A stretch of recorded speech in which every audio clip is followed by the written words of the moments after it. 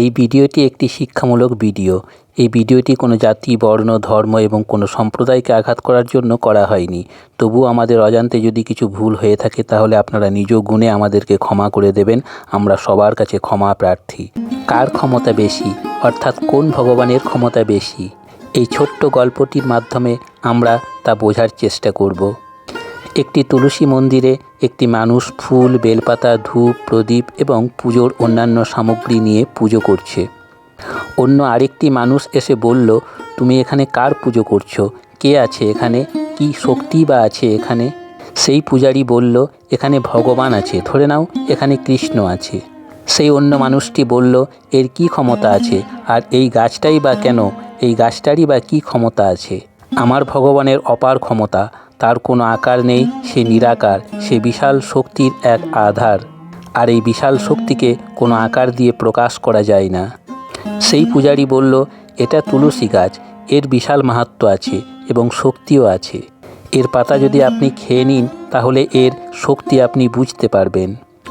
সেই অন্য মানুষটি বলল, এই গাছটার মধ্যেও তোমার ভগবান আছে? সেই পূজারী বলল, ভগবান সর্বভূতেষু, ভগবান সব জায়গাতেই আছে। এই বিশ্ব ব্রহ্মাণ্ডের মোট যে শক্তি, সেই শক্তিই হলো ভগবান। সেই অন্য মানুষটি বলল, অত সব বুঝি না, এই তুলসী গাছ নাকি বললে, দেখো এটা ভেঙে আমি খেয়ে নিচ্ছি, গায়ে মেখে নিচ্ছি, কই আমার তো কিছুই হচ্ছে না। এ আমার কি করতে পারবে? এ আমার কি ক্ষতি বা করতে পারবে? তখন সেই পূজারী বলল, ভগবান তো কারো ক্ষতি করে না, ক্ষতি তো করে শয়তানরা। ভক্তরা ভুল করে অপরাধ করে আর ভগবান তা ক্ষমা করে দেয়। সেই জন্য ভগবানের স্থান সবার উপরে আর শয়তানের স্থান সবার নিচে।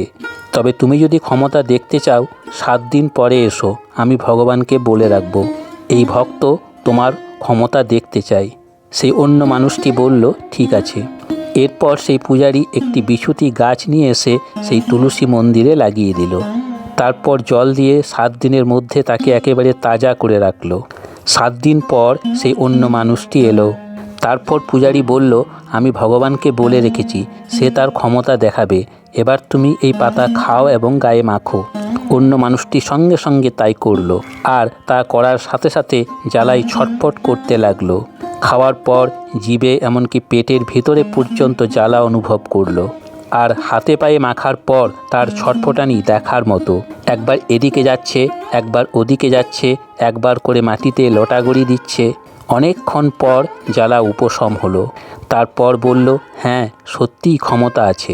তারপর সেই পূজারী বলল, না, এটা আমার একটা চক্রান্ত ছিল তোমাকে শিক্ষা দেওয়ার জন্য। এটা বিছুতি গাছের শক্তি, এটা কোনো ভগবানের শক্তি নয়। ভগবান অহেতুক কাউকে কষ্ট দেয় না, ভগবান সবাইকে ক্ষমা করে দেয়। আর ভগবান এক ও অভিন্ন, বিভিন্ন রূপে আমরা তাকে দেখার চেষ্টা করি মাত্র। তুমি দেখো তোমার মতো করে এবং তোমার মতো করে নাম দিয়ে রেখেছ, আর আমি দেখি আমার মতো করে আর আমার মতো করে নাম দিয়ে রেখেছি। সাঁই বাবা বলেছেন, সবকা মালিক এক হ্যায়, অর্থাৎ ভগবান একজনই, বিভিন্ন রূপে আমরা তাকে দেখি। তাই কার ক্ষমতা বেশি এটা কোনো প্রশ্নই হতে পারে না। এই প্রশ্নটি একেবারে বোকার মতো প্রশ্ন। শেষে আবারও বলছি, এই ভিডিওটির জন্য কেউ যদি আঘাত পেয়ে থাকেন তার জন্য আমরা ক্ষমা প্রার্থী। এই ভিডিওটির একমাত্র উদ্দেশ্য শিক্ষা প্রদান। আমাদের কথাগুলি ভালো লাগলে ভিডিওটিতে লাইক করবেন আর চ্যানেলে নতুন হলে সাবস্ক্রাইব করে রাখবেন।